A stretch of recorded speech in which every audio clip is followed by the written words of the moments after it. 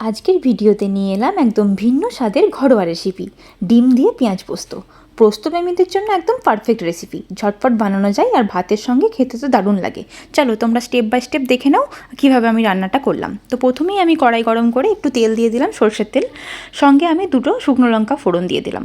শুকনো লঙ্কাটা একটু লাল লাল হয়ে এলে আপনার পেঁয়াজ কুচি করে রেখেছিলাম আমি লম্বা লম্বা করে, এটা আমি অ্যাড করে দিলাম। একটু নাড়াচাড়া করে আমি 2টো চেরা কাঁচা লঙ্কা এখানে অ্যাড করব ঝালের জন্য। এখানে আমি কিন্তু শুকনো লঙ্কা ইউজ করছি না।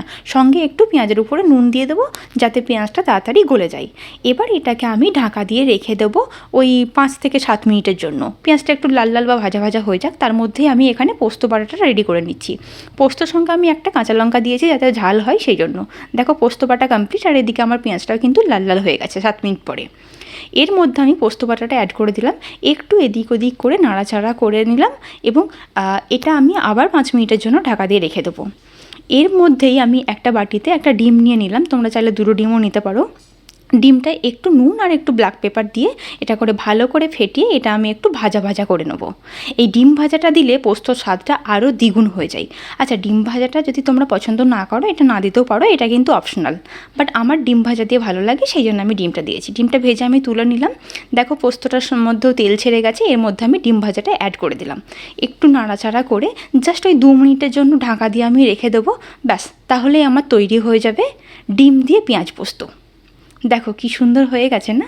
এরপরে আমি একটি প্লেটে নিয়ে নেবো সার্ভ করার জন্য। তো এটা তোমরা কিন্তু অবশ্যই বাড়িতে ট্রাই করে দেখো। পোস্তপ্রেমীদের জন্য এটা একটি পারফেক্ট রেসিপি, মানে যারা আলু পোস্ত খেয়ে খেয়ে বোর হয়ে গেছো তাদের জন্য একটা নতুন রেসিপি। আর বিশ্বাস করো, ঝাল ঝাল হয়েছে, গরম গরম ভাতের সঙ্গে দারুণ লাগছিল। এটা থাকলে আর কোনো তরকারি চাই না, মানে অসাধারণ খেতে হয়েছে। তো তোমরা ঝটপট বাড়িতে বানিয়ে নাও, এবং কেমন লাগলো রেসিপিটা আমার তোমরা কিন্তু আমাকে কমেন্ট করে জানাতে একদমই ভুলবে না। আর যদি আমার ভিডিওতে কোনো ভুল ত্রুটি থাকে সেটা কিন্তু অবশ্যই কমেন্টে আমাকে জানাবে। তো এই ধরনের নতুন নতুন ঘরোয়া পদ্ধতিতে রান্নার জন্য আমার চ্যানেলটাকে কিন্তু অবশ্যই তোমরা সাবস্ক্রাইব করে দেবে।